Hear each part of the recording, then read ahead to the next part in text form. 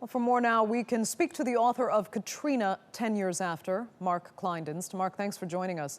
Obviously, the government dropped the ball on both preparation and the emergency response to Katrina, but has it fared any better, in your opinion, in the rebuilding efforts of the last 10 years? I think it's been a very mixed result.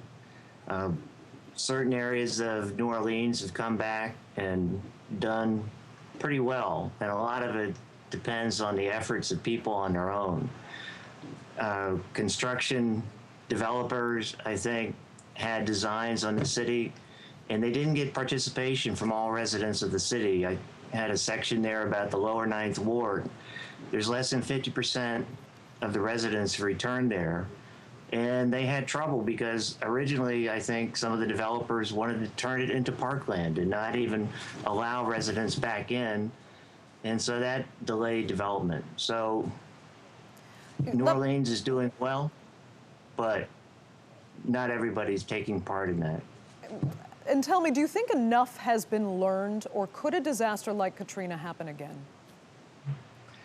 I think it can definitely happen again. Hopefully, the federal government will come to the assistance of the local communities at a much quicker pace this time. I think certainly in this region that a number of people and businesses are going to evacuate and have plans so that the same type of problems don't happen. And New Orleans has put in what's called evacuation spots, so those who don't have cars or other means of getting out of the city will get transportation provided by the city and other state agencies.